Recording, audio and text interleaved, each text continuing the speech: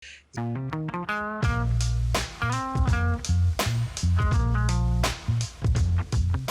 tal a todos? Bienvenidos a la temporada número 2 del podcast de los VFX. Yo soy Mitch y este es el episodio número 4. Esta vez tuve oportunidad de platicar con el buen Charlie Turriaga. Charlie es VFX Supervisor con más de 25 años de experiencia en esta industria, y para ponerlos en contexto, Charlie cofundó lo que es Olin Studios y ha tenido oportunidad de trabajar en diversos proyectos como We Can Be Heroes, Asura, Suicide Squad, House of Cards, Deadpool, Fury 7, Chappie, Gone Girl, X-Men Days of the Future Past, Her, Two Guns, After Dark, After Earth. Y esto es por mencionar parte de ellos, porque realmente la lista es bastante amplia. Esto ha permitido que Charlie se convierta en un ícono, un referente de esta industria. De esto Charlie nos platicó lo que implica ser un VFX Supervisor a detalle. También nos compartió su visión sobre las nuevas tecnologías. Él tuvo oportunidad de ser parte de The Fellowship, esta iniciativa que hizo la gente de Epic para pues a 50 personas alrededor del mundo. Las agarró y les dijo: les voy a enseñar mi herramienta, pero requerían gente experimentada o con cierta experiencia. Charlie tuvo oportunidad de ser parte y nos comparte lo que implicó ser, su visión sobre cómo ve esta tecnología. Y pues bueno, sobre esto y más Charlie nos comparte en el podcast. Sin más, esperamos les guste.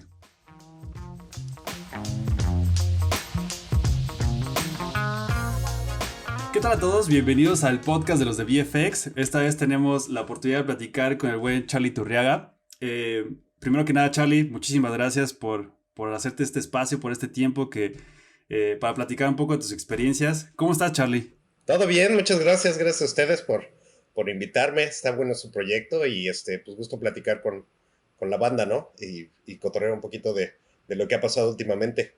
Correcto. Vale, pues Charlie Turriaga, como algunos sabrán, y si no, pues se los ponemos en contexto, es VFX Supervisor. Charlie, ¿cómo defines lo que hace un VFX Supervisor?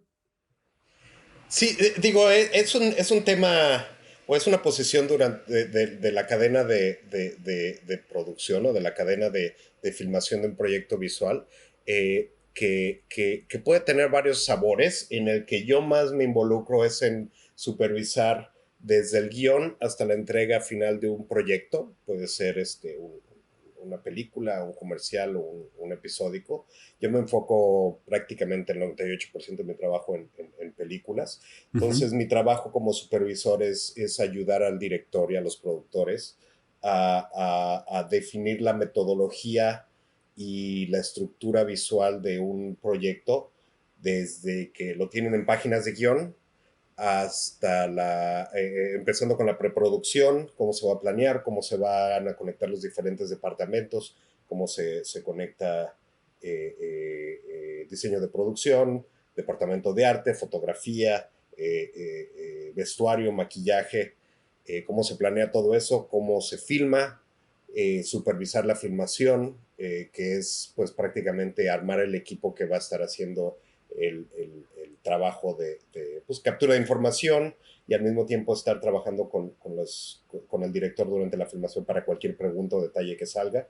Y en postproducción, pues los requerimientos que haya, si sea pues generar los assets que se van a ocupar, o generar el proceso de manipulación de la imagen, que puede ser desde simplemente la corrección de color hasta compuestos, todo eso.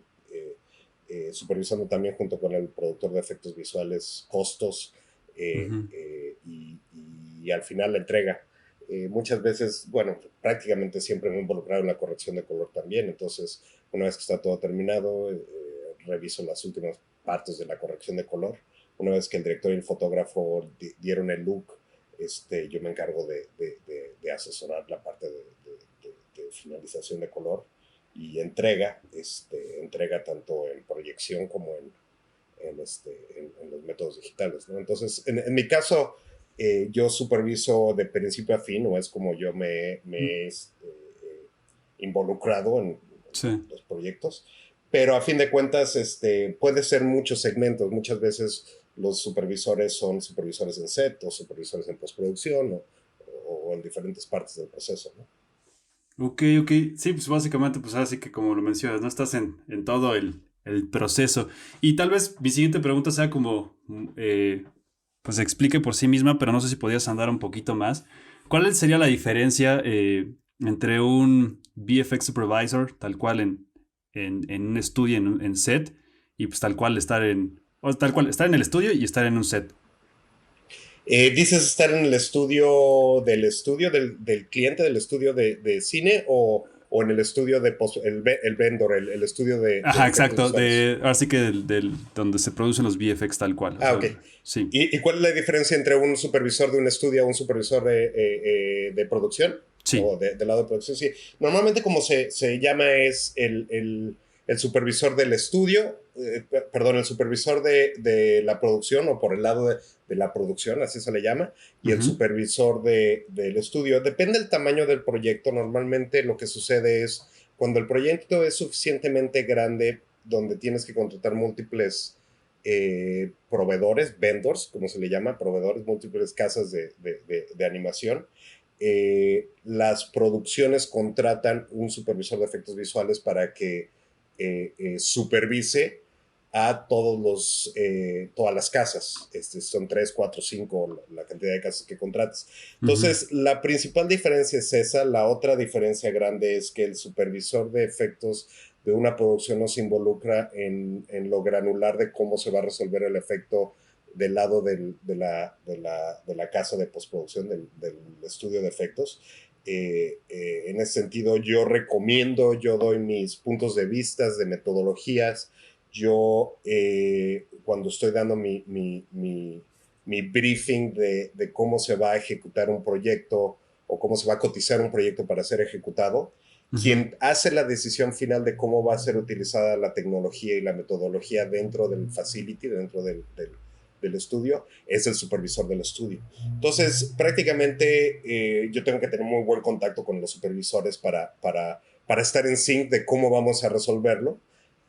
Si es que lo platicamos desde el principio de la filmación o si yo contraté al estudio después de la filmación, nada más para estar en sync de cómo anticipo y cómo espero que va a ser solucionado el efecto o los Ujú. efectos.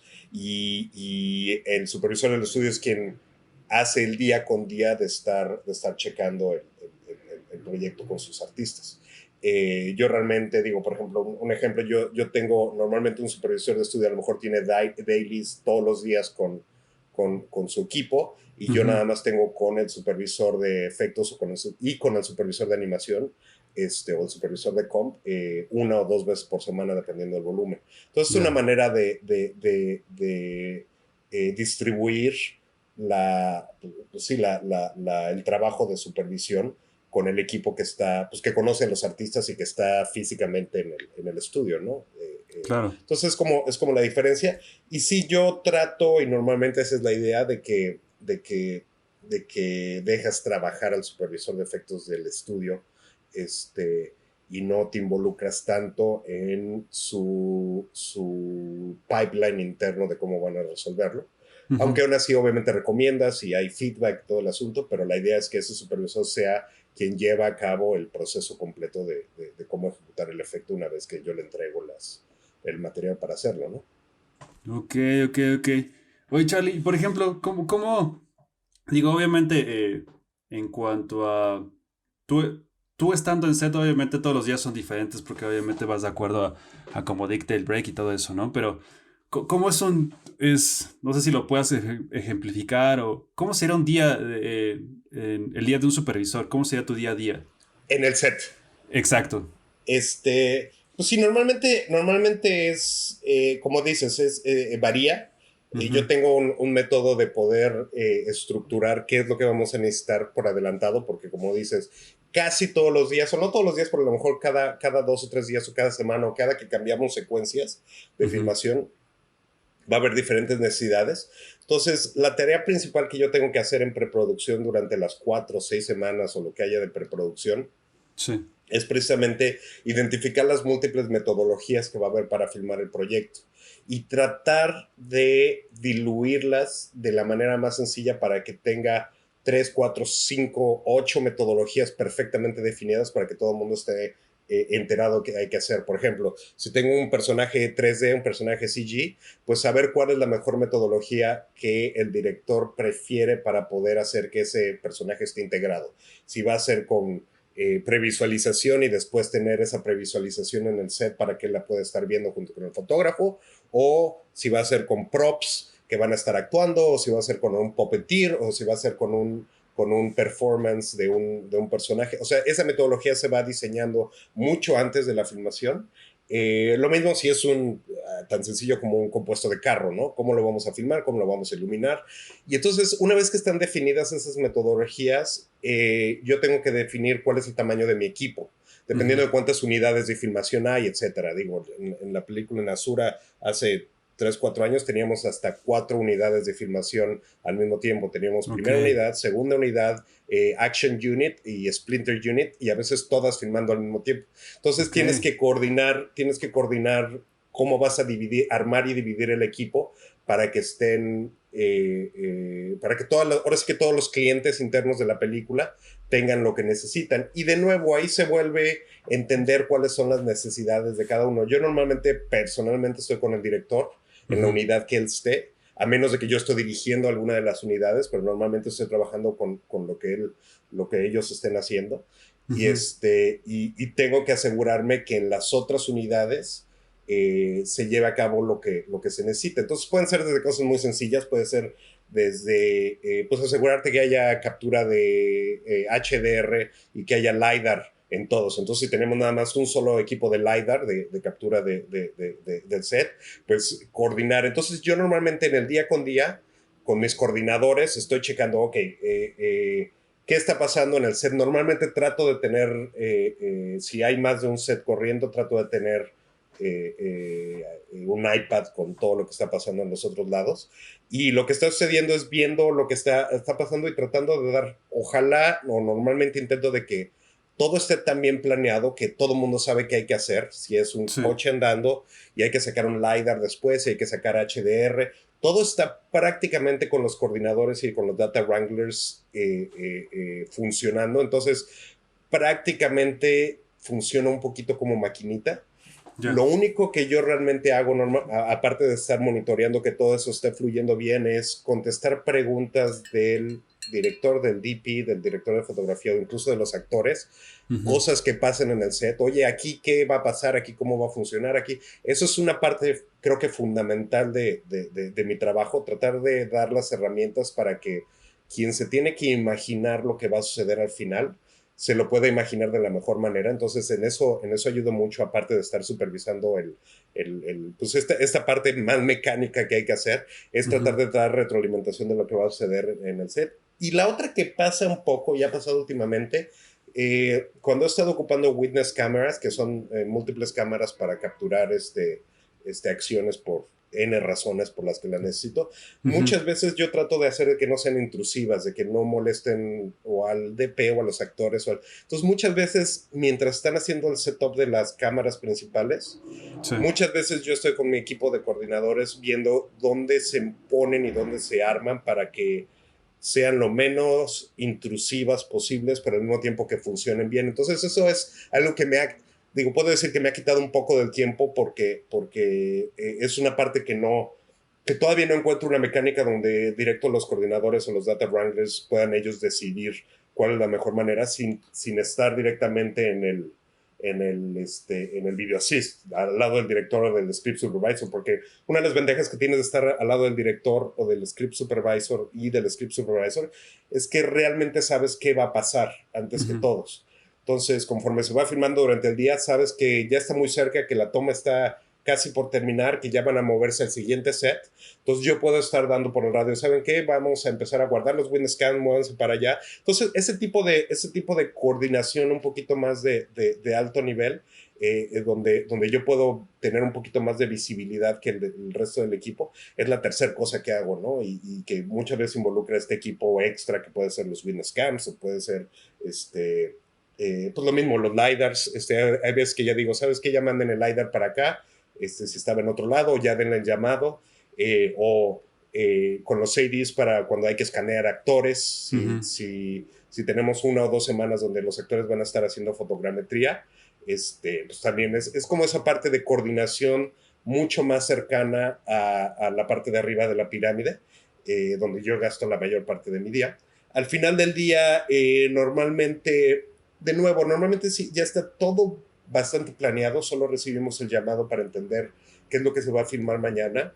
Ujú. Y habrá pequeños ajustes en nuestras metodologías. Normalmente mi coordinador de producción y mis coordinadores pues me harán las últimas preguntas de, oye, mañana, ¿qué necesitamos? ¿Qué cámaras, qué lentes vamos a estar ocupando a lo mejor en las witness cams? ¿O cómo vamos a hacer cualquier último detalle, ajuste? Ujú. Y checamos que todo esté bien. Los coordinadores y los data wranglers se quedan haciendo toda la parte de backup y todo eso del material que se capturó. Y yo realmente nada más, se vuelve un poco nada más de contestar preguntas para estar listos para el siguiente día, ¿no? Eso es lo que pasa como en el rap de esa noche de producción. Ok. Oye, Charlie, por ejemplo, ahora que platica, bueno, obviamente tu misión es estar al lado de dirección, obviamente para cualquier cosa que pueda salir de esta cuestión que ya está como previamente planeada. Pero supongo que hay momentos en los cuales, pues sí, sí entra esta parte que es lo que no está planeado, ¿no? Que igual por más que lo trabajes, que obviamente, pues sí, ya se hizo mucho trabajo de mesa, pero supongo que hay momentos de repente donde no puedes como controlar todo lo que está pasando, ¿no? No sé si has tenido como alguna situación así donde, pues obviamente ya sea el estrés del tiempo, porque tienes que cubrir como con ese calendario, con ese break, este, ¿cómo sería tu forma o tu manera de acercarte, no sé, a dirección en esos momentos? ¿O cómo sería tu intervención en esos puntos? Sí, normalmente ya viene, o sea, cuando hay alguna contingencia, alguna cosa que pasa, pueden Ujú. ser cosas muy sencillas como, por ejemplo, el actor no se siente cómodo con el arnés, Ujú. o hay una serie de setups de cámara que no estaban planeados, pero que el director quiere. En general, muchas de las contingencias o de los posibles desvíos están, no que los pueda prever, pero Ujú. hay muchas cosas que ya tengo planeadas desde el principio. Entonces, muchas veces desde que estoy haciendo la estructura del breakdown del guión, parte de mi trabajo es qué puede pasar que esté mal. Bueno, pues a lo mejor Ujú. los arneses no funcionan, todas esas cosas trato de poner del lado de presupuesto una contingencia Ya. para saber qué tanto va a afectar eso el presupuesto. Ujú. Entonces siempre tengo, si voy a tener una secuencia de coches andando con blue screen, etcétera, pues a lo mejor desde que hago mi breakdown ya hago un 20-30% de eventualidad que le pongo un cierto número, ¿no? Ujú. Entonces todas esas eventualidades yo las llevo, obviamente yo las conozco, las sé y mi productor de efectos visuales las sabe. Entonces, cuando hay una eventualidad en el set donde yo tengo que tomar la decisión, muchas veces o el director me pregunta directo, oye, ¿podemos hacer esto o no? Ujú. ¿Cómo lo ves? Allí es una de las partes fundamentales donde yo tengo que tomar la decisión y la decisión es planeada en qué tan realista es hacer eso que se está pidiendo Ujú. o modificarlo, qué tan realista es en nuestro presupuesto. Entonces, en ese momento, pues digo, normalmente mi productor de efectos está ahí. Entonces, yo checo, oye, ¿cuál es nuestro allowance en esta secuencia? ¿Cuánto llevamos? Es parte del trabajo del productor de efectos. Ellos tienen que Sí. llevar un breakdown día con día de qué tanto nos hemos desviado del número de shots, etcétera. Entonces, ahí vamos alineando. Y entonces Ujú. yo rápidamente hago todo selección de eventualidades y digo, sí, vámonos, adelante, hagámoslo, o no podemos porque nos vamos a salir de presupuestos, pero normalmente lo que yo hago es, vamos a filmarlo, vamos a hacerlo como se necesita, pero necesito avisarles que esto es una contingencia y eso es algo que está fuera del presupuesto. Muchas veces en proyectos grandes no es algo, o sea, es algo que definitivamente hay que filmarlo si estamos ahí. No Ya. necesariamente que lo vamos a ocupar, pero Ujú. si hay que filmarlo, la idea es que pues exista porque nunca sabes si lo vas a necesitar ocupar o no, ¿no? Ujú. Entonces nada más es saber de qué tamaño va a ser el golpe. Entonces eso es Sí. algo que de nuevo, en base a la preparación, yo ya sé cuáles son mis rangos de contingencia y que yo puedo decir, ¿sabes qué? Sí, tenemos tantos dólares, tanto dinero para poder cubrir y cubrir esto. Y lo he tenido, obviamente pasa mucho. O sea, la película anterior de repente el director pidió tener personajes digitales en una secuencia que nunca estuvieron planeadas. Ajá. Entonces, definitivamente fue la idea de decir, ¿sabes qué? Hagámoslo, no pasa nada. Ujú, Pero sí fueron una hora y media de hablar desde el estudio, o sea, el cliente, el estudio, a mi cliente, ujú, hablar con los ejecutivos de allá, checar todo eso, hacer un número mental de cuánto costaría hacerlo, incluso si no estaba planeado. ujú. Este, eh, de nuevo, sé más o menos los números porque también no es de que de repente estás haciendo una película espacial y aparece un dinosaurio de la nada. O sea, son cosas que normalmente a menos de que te salga de control, no van a ser cosas que no tengan relación con la película. O sea, no va a haber un Claro, dinosaurio en una película. O sea, entonces sí, normalmente son cosas que nada más son pequeños ajustes. ya.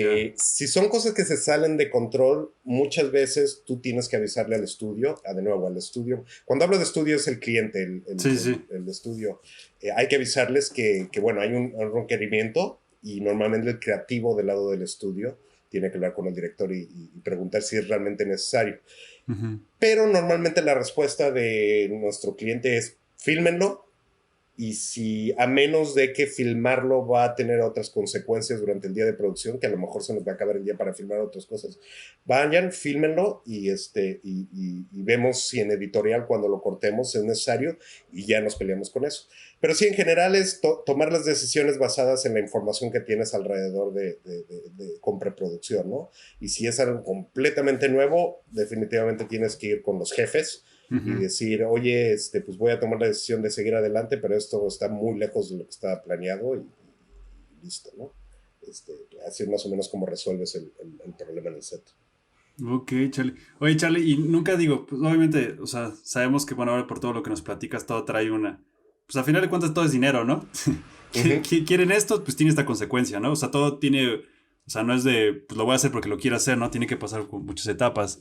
Pero nunca te has encontrado en una situación en la cual, hayas tenido como, digo, no sé, ya sea de alguna situación como más como del pasado o algo así, donde hayas dicho, chin, pues no sé, algo no se terminó como de planear lo suficiente y hubo ahí que tomar como ciertas decisiones, que no, pues obviamente hay que tomar decisiones porque ya estás ahí, ¿no? Está toda la situación, ya está listo para hacerse, alguna situación así que hayas tenido que pasar Sí, digo, por algo así. normalmente trato o sea, cuando me ha pasado eso, y muchas veces pasa en una Ujú, misma producción, es cuando no pude estar tan en contacto con los diferentes departamentos. Porque ya, normalmente en una película seria, la preproducción, de hecho, la producción es de las partes más pequeñas del proyecto. La ok. preproducción es mucho más grande y la postproducción es mucho más grande. La preproducción es Ujú, fundamental para arreglar todo esto. Los problemas que he tenido graves, ujú, digo, graves entre comillas, porque son bastante solucionables, es ya, con diseño de producción, diseño de vestuario y maquillaje. Son de las cosas que realmente no puedes ver tan adelantado, o sea, no puedes prever tanto. O ujú, sea, puedes visualizar bien cómo o sea, sabes cuánto vas a construir un set, pero ver el acabado fino de la calidad del set, eso lo vas a ver hasta 2 o 3 días antes de que filmes. Entonces ahí, incluso ahí, hay una o sea, hay 2 o 3 días porque vas al set y cuando estás haciendo el scouting técnico del set, que lo acaban de construir, entonces estás a 3 días de filmar y entonces lo vamos a visitar todos, el fotógrafo, el director de arte, el director, el diseñador de producción. Entonces empezamos a discutir, de repente dices, esto no se ve bien, esto ujú, necesita... Entonces ahí empieza la decisión y todo el trabajo de nuevo. No tiene que ser durante la filmación, sucede ujú. también durante la fase de preproducción, o esto es durante la producción, pero entre medio, o sea, estamos filmando y nos vamos a cambiar de set la siguiente semana, entonces hacemos el scouting al nuevo set, y hay veces que no puedes cambiarlo, entonces ahí es de nuevo lo mismo. Checas cuánto es lo que hay que invertirle, o sea, de repente les dices, ¿sabes qué? Es que aunque se vea bonito como lo vemos, yo sé por mi experiencia que esto no va a funcionar.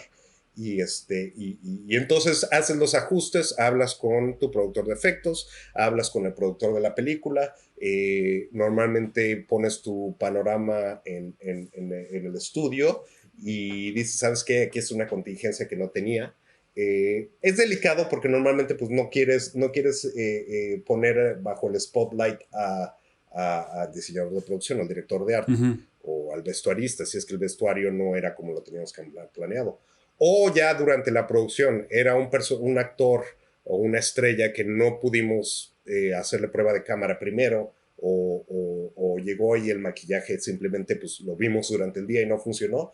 Entonces, eso normalmente ya estaría planeado, Ya. pero y las cosas drásticas, digo de nuevo, si hay a lo mejor que le salió una imperfección en la cara o que el pelo, o sea, todas esas cosas, de nuevo, normalmente ya la experiencia ya te deja decidir qué es lo que puede pasar. Pero aún así, pues esa es la estrategia, o sea, es tomar la decisión, saber cuánto tienes de allowance. El allowance o para las contingencias es tan importante como el presupuesto general de la película. O sea, dependiendo, y allí es una de las cosas, cuando trabajas con un director nuevo, con una producción nueva, Ujú. tienes que saber, y muchas veces hablas con los equipos anteriores que trabajaron con ellos. Esa es una de las razones por las que normalmente yo no trabajo con directores de primera vez, normalmente trabajo con directores ya que han trabajado mucho, porque es mucho más fácil para mí hacer un research Ya. de su equipo, de la gente con la que he trabajado, y entonces sabes, de nuevo, a mí me miden, y a mi productor de efectos visuales te miden en qué tan certero es tu tino, qué tanto vas a acercarte en lo que prometiste visualmente y en lo que Ujú. prometiste económicamente. Entonces, yo soy tan responsable de los problemas que hay en el set como mi falta de planeación, la verdad, o mi falta de discusión. Ya, ya. Entonces, de nuevo, tratas de hacer de que sean que impacten lo menos posible, dándole las respuestas al director y al resto del equipo creativo. Pero cuando hay banderas rojas y tienes que dejar claro por qué no lo preví y por Ujú. qué salió de la nada. Y de nuevo, pueden ser errores, pueden ser decisiones, o sea, pueden haber como muchos patrones o sabores de por qué hay una cosa que pasó, pero tratas y eso yo creo que es lo que hace la diferencia, tratas de que la mayoría, de que ya sepas que era posible que pasara, ¿no?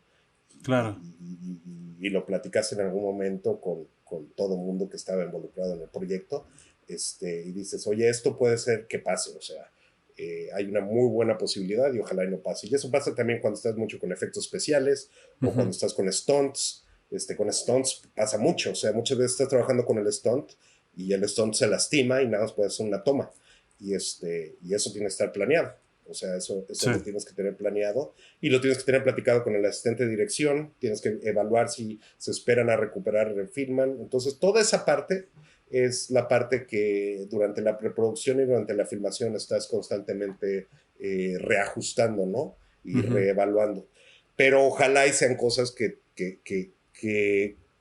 o que ya anteriormente tuviste un problema así y dijiste, ¿sabes qué? No pasa nada.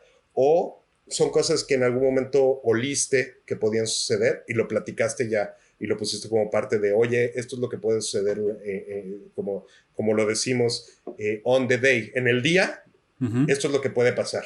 Entonces, ¿cómo lo vamos a solucionar, no? Ok. Y es más o menos como lo tratamos de atacar. Ok, ok, sí, está súper, súper interesante esa parte, porque sí, pues ahora tienes que estar 4 pasos adelante, ¿no? Para prever toda esa parte. Y obviamente esto te lo da, pues, la experiencia, ¿no? O sea, el Sí, estar, porque pues obviamente suceden cosas tan particulares que obviamente te vas llenando de conocimiento para aplicar para cuando se ofrezca otra vez la situación o haces la mejora de esa misma situación, ¿no? Pero, ¿qué sucede con... eh, Cuéntame ahí un poquito, Charlie. Tú estuviste mucho tiempo como en estudio, me refiero a tal cual en la parte VFX, y después te pasaste como a set, o siempre estuviste como jugando de los dos lados. sí, cuando estuve en Olin siempre estaba también, o sea, había proyectos que involucré en el set, pero casi siempre en los proyectos que nos involucrábamos en Olin, si eran proyectos, por ejemplo, filmados en México o proyectos en algunos otros lados, pues sí, normalmente eso me dio la estructura para entender cómo puedes cotizar desde guión. hasta la entrega final. Una de las cosas que aprendí muy bien en Olin es toda la parte de entrega y cómo funciona pues, toda la parte de DI, Ujú. de proceso de la imagen, etcétera. Y sí, o sea, siempre he tratado cuando es posible ver cómo funciona el proceso de trasladar o transponer toda la parte de planeación a la filmación. Y de nuevo, esa es la parte, creo que de las más importantes del departamento de efectos. Es como, y creo que todos los departamentos, o sea, Sí, cómo desde la planeación lo puedes ejecutar y luego se acaba viendo bien. Y es lo que cualquier cliente, ya seas un supervisor de estudio, perdón, de un supervisor de la producción, un supervisor de un vendor, de un facility, es lo que tu cliente espera, que lo que prometes es ujú, lo que funciona, lo que sucede al final, ¿no? Entonces, cuando digo, yo lo empiezo a hacer, lo he estado haciendo mucho tiempo, y sí, hace, ¿qué será? Como 5 o 6 años empecé a enfocarme mucho más en ver los procesos completos. Ahora, yo no separo, al menos en mi caso particular, ujú. yo no separo la parte de filmación del set con la preproducción y la postproducción. Casi no vendo mis servicios como únicamente como supervisor del set, por ejemplo. Sí, Te digo ya. porque la verdad es la parte más jodida y si no la tienes planeada y si no puedes controlar también el outcome, la parte de postproducción, Ujú, es una fase que es muy difícil porque si tú no pudiste estar involucrado en el guión y no pudiste estar y no vas a poder estar involucrado en la parte de post, es muy difícil que hagas bien tu trabajo en el set. O sea, es muy difícil sí, que realmente puedas ejecutarlo correctamente.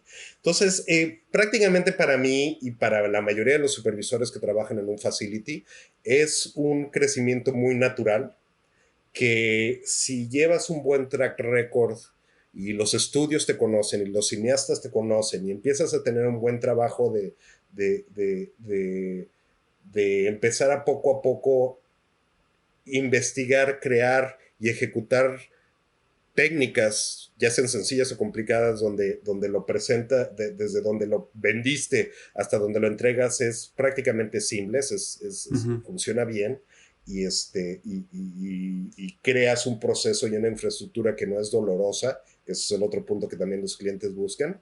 Los mismos clientes, es lo que me pasa, o me ha pasado, los mismos clientes te empiezan a buscar prácticamente el mover de ser un supervisor de facility a un supervisor de producción tiene mucho que ver, es un crecimiento bastante natural, tiene Ya. mucho que ver pues sí, qué tanto has trabajado con estas producciones, estos estudios, estos directores, que te van a pedir que en lugar de que estés 100% involucrado en un solo vendor, en un solo facility, que empieces a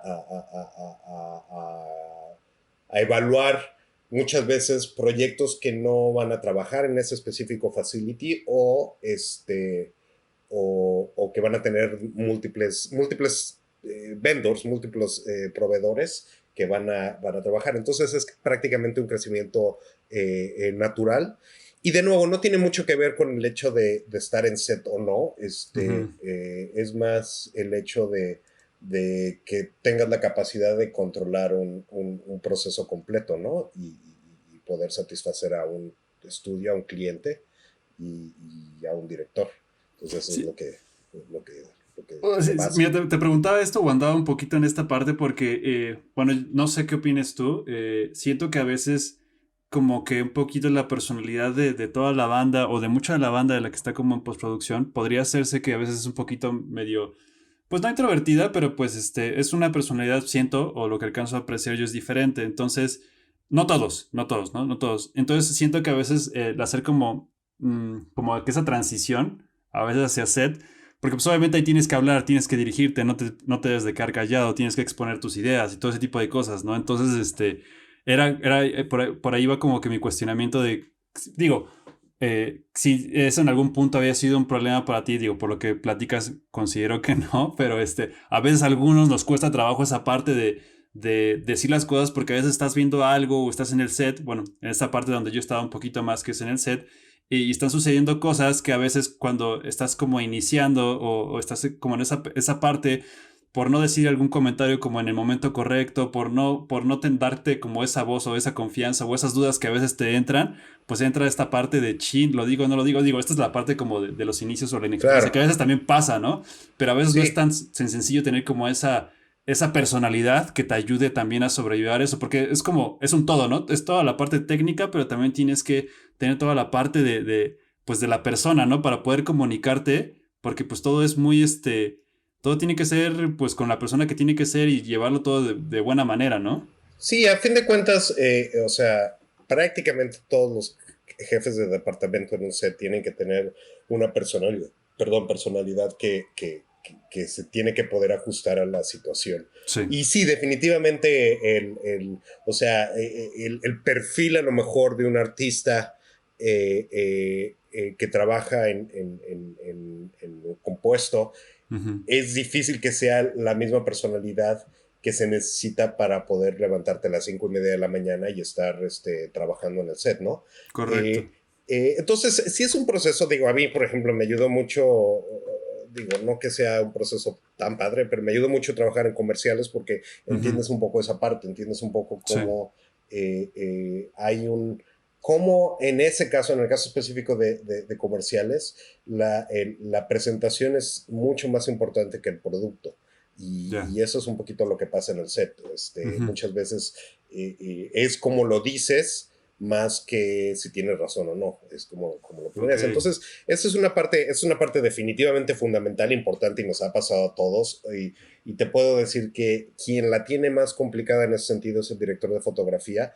Y es justamente, y yo lo he platicado muchas veces con directores de fotografía, Ujú. porque a fin de cuentas, ese es el mejor ejemplo de cómo es complicado poder hacer que la parte técnica, la parte creativa funcione dentro del esquema completo, pero al mismo tiempo tienes que tener la autoridad y Ujú. la manera de tomar decisiones, porque luego te apachurran. A un Claro. director de fotografía le falta mucho y le pasa a todos los cabezas de departamentos de una producción. Entonces, en efecto, ejercitar ese método de comunicación es súper importante. No es fácil y sí tienes razón, de alguna manera naces con eso, naces con poder tener una manera de comunicar, pero a fin de cuentas cualquier persona a quien le reportan más de dos, tres personas, Ujú.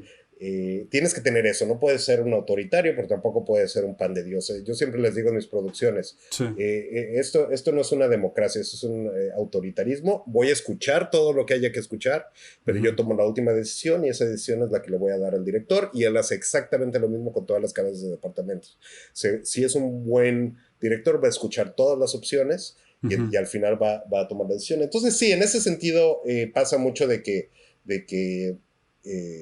pues sí, o sea, llega el asistente de dirección y te dice que no, y pues ahí es donde tú tienes que decirle, no, pues sí se hace porque se hace.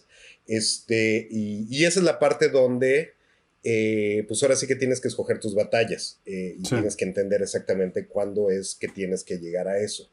Y eso es mucho del proceso que tienes que ir puliendo si es un proyecto chiquito, pues en la preproducción, en lo que haya de días anteriores. Y si es un proyecto que tiene buenas semanas de preproducción, es justamente lo que tienes que ir aclarando. Ujú. ¿Cómo vas a ganarte la confianza y el respeto del resto del crew durante el proceso, ¿no? Y Sí. eso es algo fundamental para que el proyecto funcione en el set. Entonces, definitivamente, o sea, hay cosas hasta fuera de la parte de trabajo que sí, pues a lo mejor te tienes que ir a cenar y a tomar unas cervezas con el grip y con el gaffer, Ujú. porque van a ser las personas que van a estar trabajando contigo más de cerca en la parte de ayuda Sí. de física dentro del Claro. set. Pero por el otro lado, que entiendan qué eres, de dónde, o sea, más de que de dónde vienes, cuál es tu autoridad en el set. Ujú. Y eso es algo importantísimo pues es la parte difícil de ganarte y te lo digo, a mí, o sea, te cuesta trabajo todos los días y a niveles incluso más grandes como un DP, Ujú. como incluso actores, pues es una batalla diaria, o sea, es una batalla Claro. donde tú tienes que evaluar cuándo empujas y cuándo no empujas, y eso es parte de por lo que te contratan o no. Qué tan flexible eres, pero provees resultados. Qué tan fuerte eres, pero no interrumpes el flujo del set. O sea, todo ese balance es justo lo que funciona, y esa es la gran ventaja cuando trabajas más de una vez con un director, o de nuevo, cuando puedes trabajar con directores que ya toman los efectos visuales como parte de su proceso y no como una cosa nueva, que a mí es donde me gusta trabajar. O sea, cuando un director entiende que los efectos visuales, o un productor, que los efectos visuales son parte del mecanismo de la función completa y se le tiene que tener el mismo respeto que el departamento de cámara o que el departamento de arte, es cuando funcionan mucho más las cosas. Y lo ves de nuevo con audio. Muchas veces el audio lo traen como de puerquito, y pues es lo mismo. O sea, cada uno de los procesos tiene que, y muchas veces eso viene desde arriba, desde el productor y director, y si no existe, es parte de lo que tienes que ir machacando durante la preproducción. Es parte de las cosas que yo, cuando me entrevisto, cuando estoy viendo proyectos nuevos, ahorita que estoy entrevistándome con directores y productores, muchas veces es donde veo cuál va a ser el respeto, cuál va a ser la intención, todo eso, porque pues es gente con la que vas a estar trabajando meses. Entonces, es como muy importante que te tengan el respeto y que tú les tengas el respeto adecuado. He dejado proyectos donde veo que el director pues no se siente seguro. O sea, y realmente me va a estar poniendo muchísima de su, o sea, no saben cómo filmarlo. Entonces, de pronto, es una situación cómoda para mí porque yo podría liderar, pero por el otro lado es algo donde estoy tomando una responsabilidad que no necesariamente es la que yo quiero a estas alturas. A estas alturas yo también quiero aprender del proceso, no quiero nada más llegar y a decir cómo se filma. Entonces son todos esos factores los que involucran cómo en el día, durante el día de filmación, van a cambiar tu actitud. Y sí, pues me he gritado muchas veces con ADs, pero la mayoría siempre acabo teniendo una muy buena y cordial manejo, más que nada porque entienden el proceso crítico de planeación que llevo, porque se enteran que voy preparado, y muchas veces a lo mejor ojalá voy más preparado que todos los demás. Entonces ahí es cuando se dan cuenta de que sé de qué estoy hablando, y si digo esto no va así, muchas veces ni chisten. O sea, de repente dicen, ok, no entendemos, pero va. Y muchas veces porque ya entendieron que mi trabajo de planeación ni siquiera lo tengo por qué explicar en el set. Si alguien tenía preguntas de por qué iba a llegar a esta decisión, es porque ya lo platicamos. Entonces es ese balance el que hay que tener para poder tener pues el respeto en el set que te debes. Lo mismo pasa con tu equipo. De nuevo, hay veces que tengo 15, 20 personas en el set, y es lo mismo, el mismo entrenamiento que tengo que darles, ¿no? O sea, ¿cómo hacen para que ellos mismos generen su propio respeto en el set?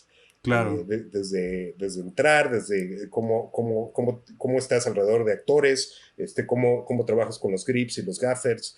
Todo eso es una parte donde tiene que haber, antes que nada, respeto y cordialidad, y genera los fundamentos para poder tener el control que necesitas en el set y que no estés en el control. Porque ahí es donde la riegas, y ahí es donde la falta de experiencia te pega. Y aún así es difícil, obviamente, pero al menos te da los fundamentos para poder trabajar adecuadamente, ¿no? Ok, ok.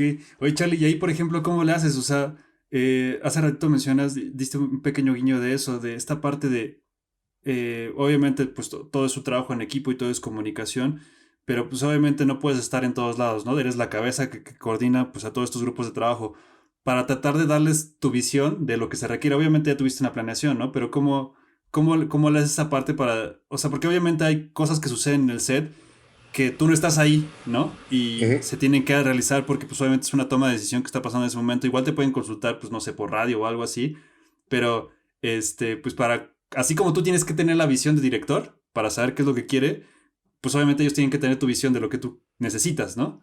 ¿Cómo haces Sí. para compartir esa visión a tus equipos de trabajo? ¿Al equipo de mi mismo departamento o de otros Sí, no, departamentos? no, o sea, De mi ahora sí mismo que departamento. de todos los elementos que tienes que levantar. Sí, o sea, el equipo que contrato para una producción es seleccionado a mano y seleccionado muy cuidadosamente. O sea, Ya. desde mi productor de efectos visuales, o sea, yo tengo o sea, lo escojo específicamente para el proyecto, cada coordinador es escogido perfectamente, cada data wrangler, mi editor de efectos, todos y obviamente tiene que haber un balance entre lo mismo que estamos platicando, la actitud, la cordialidad, y la verdad es que no tengo muy buen track record en ese sentido, pero sí corro al menos al 20-30% de mi equipo normalmente cuando estamos trabajando. Y no porque hagan mal su trabajo, sino porque es este proceso de aprendizaje donde tenemos que entender cómo funciona. De nuevo, es un tema social el trabajo en el set y el trabajo en preproducción. Entonces, si me empiezo a dar cuenta que alguien no está o está teniendo más conflictos de los que debe haber o no tiene, definitivamente es algo que empiezo a canalizar para que el día de la filmación tenga el equipo adecuado, que entiende mi visión creativa, mi solución técnica y la manera de interactuar con el resto de los departamentos. Entonces, normalmente digo, si es un proyecto chiquito, a lo mejor voy a tener un gerente de producción, alguien que me va a estar ayudando como a coordinar esta parte, y aunque no sea alguien técnico, es quien me está ayudando a todos los schedules, a tener el equipo adecuado, a tener toda esta parte. Y mis coordinadores son los que normalmente los contrato pensando en que sea gente técnica que entiende el proceso de cómo se va a hacer el efecto. Les pido que siempre me estén preguntando de cómo lo voy a ejecutar. Muchas veces les pregunto cómo ellos lo harían, cómo ejecutarían esto. También busco gente que sea creativa, que tenga esa dualidad creativa, y durante el proceso de preproducción trato de involucrar gente que me ayuda también en el research creativo, desde buscar referencias hasta buscar, como para poder empezar a masajear, y creo que a fin de cuentas se trata de hacer que tu equipo sientan pertenencia sobre el proyecto. O sea, que sientan que es su proyecto. Y ahí es donde también hace un poco la diferencia.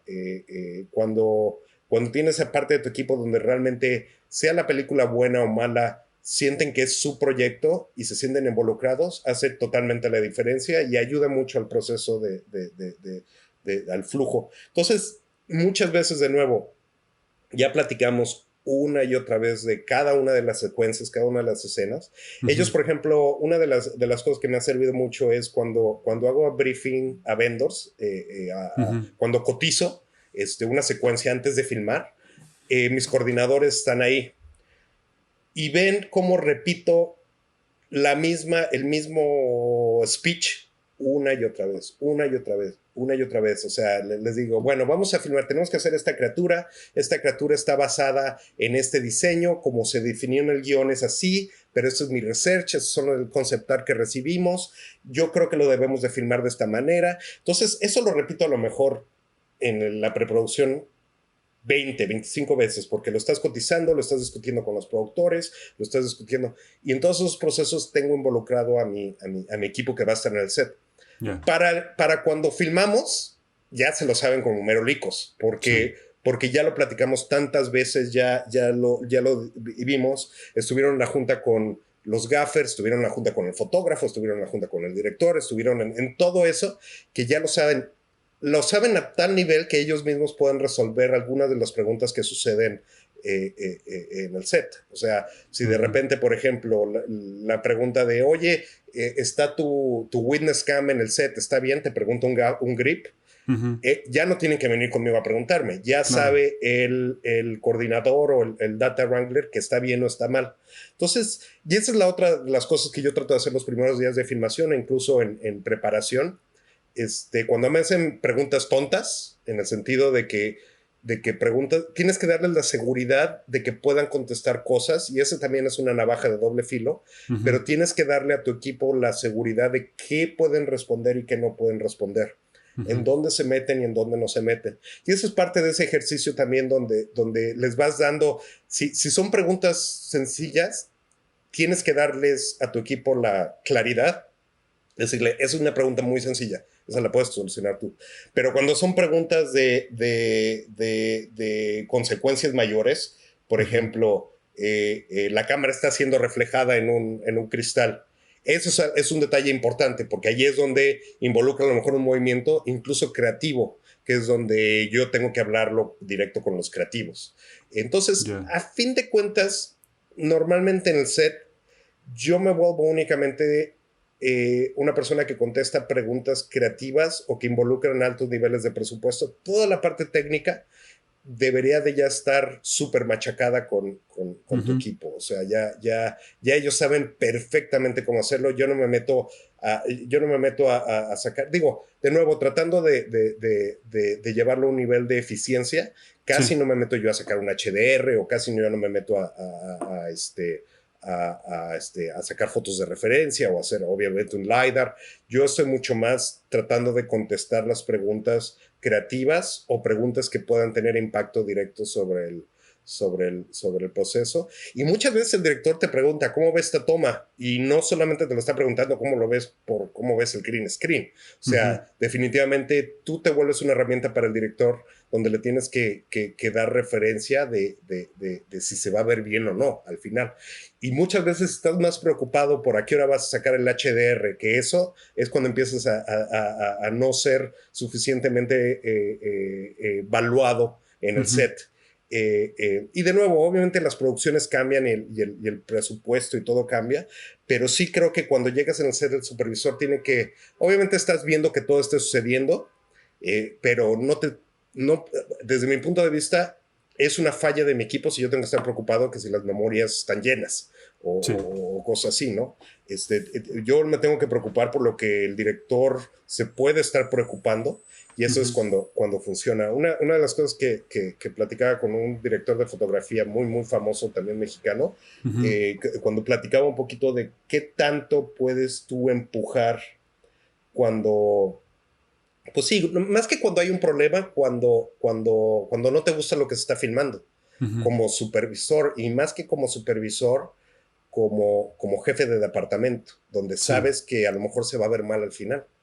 Y este fotógrafo me dijo, mira, a mí me ha pasado con los directores más grandes y más pequeños, y tu responsabilidad es dar tu punto de vista, sea Ujú. bueno o malo, tienes que dar tu punto de vista técnico, creativo, eso es lo que espera la producción de ti, pero siempre tienes que balancearlo con, nunca debes de hacer que el director pierda su seguridad hacia lo que está haciendo. Y esa es una Ya. sutileza bastante difícil, porque sí puedes Sí. llegar y te puede tener la confianza de decir, oye, ¿cómo ves esto? O lo Ujú. mismo para ti, oye, ¿sabes qué? Tenemos que volver a hacer esta toma porque tu green screen se desaforó. Este, y ahí es donde tienes que tener la sutileza porque a lo mejor el director le encantó la toma anterior y Ujú. no puedes, si la vuelves a hacer, le vas a quitar su seguridad, su confidencia de Sí. lo que hizo. Y allí es donde está un detalle muy importante y esa sensibilidad que es fundamental para que el proyecto se vea bien, porque muchas veces rotoscopiar algo que salió mal es mucho más sencillo Ujú. que hacer la toma como la quería el director. Y esa sensibilidad es lo que realmente te debería tener preocupado como supervisor de efectos en un set, Claro. de nuevo, la memoria, o sea, deberías de ya Ujú. tener toda esa parte súper machacada, planeada, y si es posible, si la producción te lo da, pues con el apoyo necesario, ¿no? Ujú. Porque eso es, a fin de cuentas, lo que se necesita. De nuevo, en una filmación sencilla, a lo mejor no necesitas algo tan complicado y nada más están haciendo un shot de un coche, pero Claro.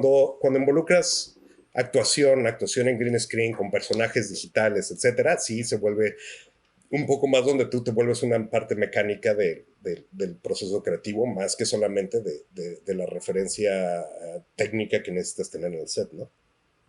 Claro, sí, esa parte está súper, súper, súper interesante. Y sí, ese cuidado de las palabras, buscar el momento Uh -huh. indicado como para poder acercarte y decir. Y pues obviamente estás ahí para apoyar, ¿no? Obviamente todo lo que mencionas hace mucho más sentido, ¿no? En esta parte, pues tú tienes que estar, pues ahora sí que libre, ¿no? Así, sin nada en la mente para poder estar listo para entrar en cualquier momento y poder dar tu mejor Exacto. criterio posible para lo que esté pasando en ese momento. Exacto, sí, necesitas tener, y eso es justamente lo que tiene que el director estar haciendo y justamente lo que tiene que el fotógrafo estar haciendo. Claro. Su nivel de abstracción de la situación tiene que ser enfocado a crear la mejor imagen posible y no Ujú. resolver en el caso del director, si el diálogo fue el correcto o dijo, no, para eso está el script supervisor, o si el fotógrafo estaba en foco o no. A fin de cuentas, el foquista para eso está. El fotógrafo tiene que estar viendo a lo mejor 2 o 3 cámaras al mismo. Entonces, así es como, es un poquito la relación entre nuestra función, que cada vez se vuelve más importante, y la calidad del producto final, que muchas veces está basada 80% en lo que hacemos, ¿no? Entonces, ahí es donde funciona. Y de nuevo, pasa desde el principio. Te puedo decir que ahorita que he estado teniendo entrevistas con varios directores de nuevo, y desde ese momento, o sea, son películas que a lo mejor se van a filmar en febrero o marzo. Estamos empezando, o sea, lo que me piden es, oye, ¿cómo vamos a solucionar esto? ¿Cuáles son los posibles problemas que vamos a encontrar? ¿Cómo lo vas a...? Y son, o sea, no puedo hablar de la película, pero es una película que a lo mejor suena sencilla, pero tiene a lo mejor un 80% de consistencia en todo el proyecto, que va a ser un factor de problema. Yeah. Y el solo hecho de mencionarlo le da al director la seguridad de que, puta, este güey desde el guión ya vio que aquí había un detalle que puede darnos un problema. Y mi problema no era ni siquiera técnico. Mi problema era la actuación del personaje va a ser afectada por ese problema. Yeah. Entonces, ahí es cuando los directores dicen, quiero trabajar con este cuate. Porque desde el principio, digo, y aparte que es lo que me gusta, te das cuenta de qué son las cosas que van a afectar la calidad del producto final, ni siquiera solo en lo visual, sino incluso en la actuación. Claro. Y por eso mismo, digo, cuando una de las cosas que hago cuando filmo con criaturas, trato de filmar en lugar de tener tipos vestidos solo en gris, pues tratar de tener un personaje, un performer, performer, un actor, o si no es actor, alguien que va a estar, pero de preferencia que siempre va a ser el mismo, va a ser consistente, y no solo en gris, porque el gris no sirve de absolutamente nada, que sea incluso a lo mejor vestido con algo similar a lo que va a ser el look final del personaje. Y eso, ese tipo de cosas son las cosas que están involucradas en la actuación, en la interacción, en todo lo que sucede alrededor, con la iluminación, con el fotógrafo, con la réplica de los actores, o sea, hay muchos factores que empiezas a entender cómo hace la diferencia en cómo tú propones tu solución, ¿no? Y eso funciona bastante. Sí, claro, está. Así que bastante. Pues ahora sí, hay que estar en todo. Sí, exacto. Sí, así como de. Es que sí, son esos. Es la suma de esos detalles lo que te dan ese plus o esa diferencia en relación a todas las posibilidades que hay, ¿no? Entonces, ahora sí que el cuidado de los detalles, ahí es, ¿no? Y el poder prevenir con todo, con antelación. Oye, Charlie, eres una persona que tiene, pues ahora sí que pues hemos visto que tienes muchísimos intereses o muchas habilidades en muchas cosas. Quisiera que platicaras un poquito sobre la parte de Unreal Engine y the fellowship de Unreal Engine. Sí, fíjate que, digo, muy chistoso que lo mencionas porque ahora sí que ya ni me acordaba, Sí. pero lo que pasó ahí, que es muy interesante, obviamente sé de Unreal, sé lo que está pasando con ellos, pero pues no había tenido, nunca, es lo que les decía en el fellowship, Sí. ni siquiera sabía cómo se veía el icono de Unreal, o sea, nunca lo había abierto.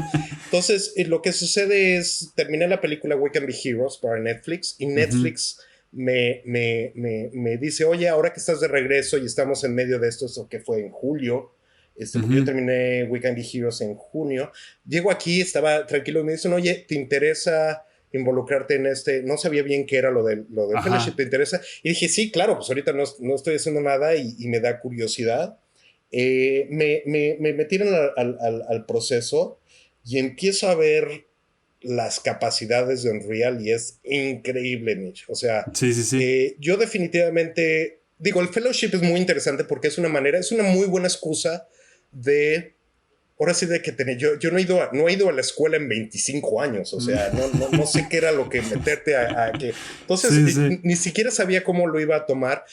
Y digo, estoy muy acostumbrado a yo aprender mis propias herramientas. Digo, y hoy por hoy es tan democrático el aprender tus herramientas, googleas y encuentras todo.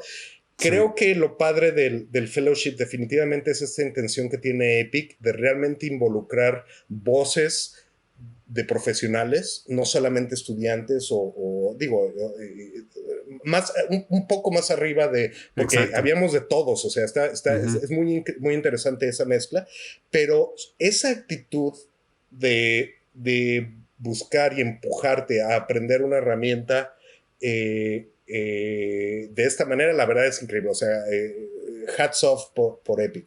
Pero una vez entendiendo lo que significa Unreal, es una herramienta impresionante. O sea, definitivamente todavía hay cosas que pueden ir mejorando, pero para mí me abrió los ojos de el nivel de cambio que esta herramienta puede implicar en el proceso digital. Para mí, se los he dicho a varios, es como cuando abrí Photoshop 2 hace 15, 20 años. Ajá. O sea, es una herramienta tan poderosa como cuando Photoshop abrió. Y digo, platicando con gente que ha estado ocupando Unreal, perdón, Sí. ¿cómo se llama? El otro engine. ¿Unity? Y Unity y todo. O sea, parece que ha sido un proceso, yo ya lo estoy viviendo ahorita en un proceso ya más maduro, pero parece que ha sido una herramienta que ha cambiado los últimos 3 o 4 años muchísimo, pero definitivamente hoy por hoy lo veo como algo fundamental del proceso evolutivo de las herramientas digitales que hay en nuestro toolbox. Yéndome para atrás, la primera vez que pensé en evaluarlo, yo hace 4 o 5 años, y ahorita que está de moda, también una de las razones por las que he estado tanto involucrado tanto en Unreal como en este proceso de entrevistas, hace 4 años, 5 años, junto con digo, un equipo, pero Paul de Bebeck, que está aquí en la Universidad de California, Sí. pude construir para Azura el que es hasta hoy el stage de LED más grande que se ha construido. Era de 27 metros por 24 metros por 13 metros. Las 6 paredes eran completamente digitales. Sí. Es como el doble del tamaño del que ocuparon en Mandalorian. Y hasta la fecha es el más grande que se ha construido. Yo no sabía o sabía de Unity y de Unreal. Y me acuerdo que leí un poco, pero dije, esto no me va a funcionar porque yo necesito irme a un nivel más bajo.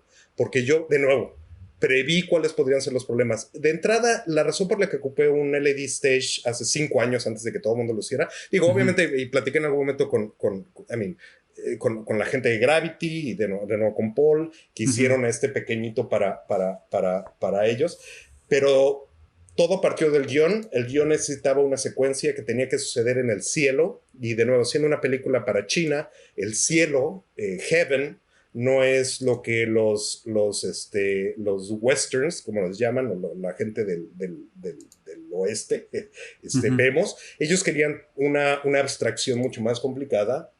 Yo no me encanta filmar en blue screen, trato de lo más que se pueda no filmar en blue screen en set porque la iluminación nunca es correcta. Entonces mi razón principal de crear esta estructura era para poder tener una iluminación interactiva completamente de 360 que podríamos manipular a tiempo real, con OpenGL. Entonces, cuando empiezo a ver las herramientas Unity y Unreal, vi que no tenían bien esta conexión. El problema principal era GPI y toda la parte de triggers y toda la parte de...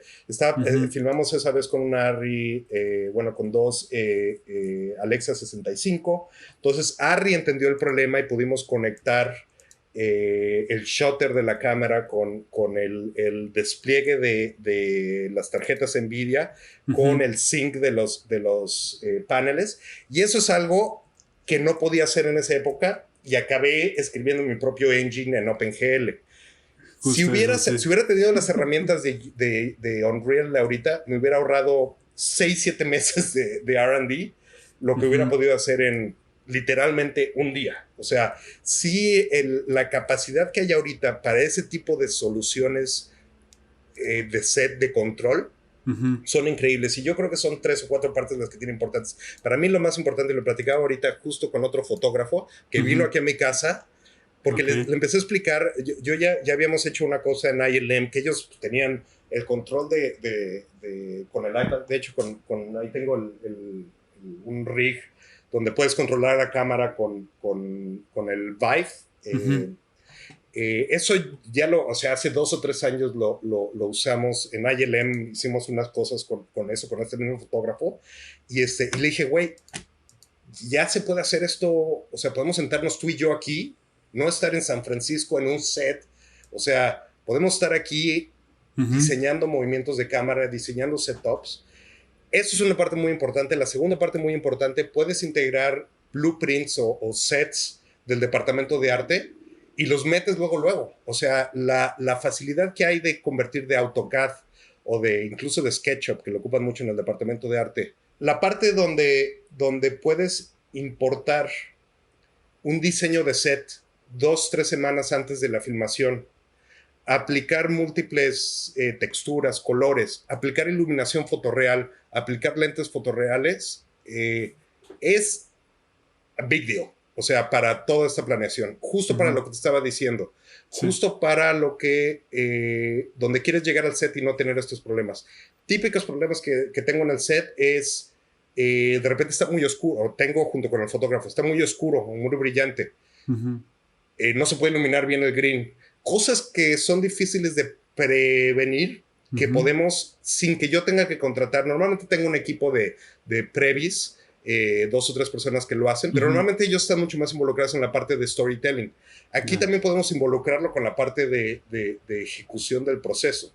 Entonces, la parte de previs, la parte de visualizar sets con iluminación y la parte de integrar esto a la producción e incluso a la post, es un cambio radical en nuestros procesos. Y el hecho de que yo pueda hacerlo, a lo mejor no lo voy a estar haciendo yo directamente, pero el hecho de que yo pueda manipularlo aquí con un rig, que en mi oficina de la producción pueda tener un rig donde puede venir el fotógrafo y el director y hacer movimientos de cámara, es súper importante. O sea, no para ocuparlo al final, pero definitivamente para la parte de planeación y para ir mucho más preparado al set. Y a fin de cuentas eso, o sea, de nuevo, yo lo veía un poquito nada más como entrenarme y entender qué es, y sí me abrió los ojos a una nueva herramienta que definitivamente puede ser ocupada de una manera impresionante con un equipo pequeñito, ¿no? O sea, sí me puedo sentar yo con el director y con el fotógrafo y hacer cosas que se ven bastante fotorreales, que está increíble. Sí, justo eso, me causó mucha, dije, órale, qué padre, o sea, me causó mucha, pues sí, me dio mucho gusto, porque pues obviamente como solamente 50 personas a nivel mundial podían ingresar a esa parte, pues obviamente pues te da otra visión de las cosas, ¿no? Y que me era importante saber cuál era tu visión en ese sentido, porque pues ahora sí que la tendencia que marca el real time, que obviamente hace unos años, o sea, todo el tiempo ha estado presente la parte real time, ¿no? Pero pareciera ser que ahora está mucho más armado, ¿no? Hay mucho más posibilidades por esta parte de que como tú dices, ¿no? Había muchísima banda de muchísimas disciplinas, de muchísimos lugares, que es como democratizar lo que lo dicen, ¿no? Democratizar el software para que no importa de dónde vengas, tú lo puedes aplicar a tu industria. Y pues es lo que está tratando de hacer, ¿no? Entonces me causó mucho, se me hizo muy padre que estuvieras metido como en esa parte. Digo, estaba interesante cómo llegaste como de rebote, pero está padre. Sí, no, la verdad es que sí es, o sea, de nuevo, la intención de Epic de hacer esto y por el otro lado, la herramienta que tienen es increíble y como dices, es cómo puedes integrar los diferentes departamentos ahora, la parte interesante de esto es que, de hecho, quien lo estuvo ocupando más los años anteriores, Unreal, y quien lo evolucionó, muchas veces lo hacía desde el departamento de arte. Y yo lo he vivido mucho. El departamento de arte hoy por hoy hace mucho más 3D printing, mucho más fotogrametría. O sea, ellos construyen, y lo he vivido en los últimos 5 años, todos los proyectos que están involucrados, muchos de los props, muchos de los sets son creados en la computadora y hacen 3D printing, ya sea 3D printing con proceso aditivo o CNC, y empiezan a construir las cosas.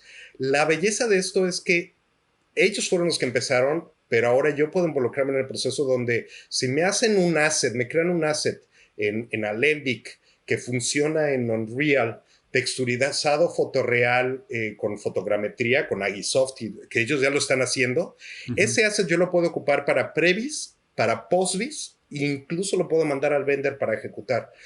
Esa conexión la verdad es que no existía ni en Avatars, ni en estas películas que han implementado procesos digitales completos. Es muy difícil conectar el proceso práctico de planeación con el proceso final de post. Y una de las cosas que yo les decía, digo, porque te dan como una idea de lo que tienes que hacer.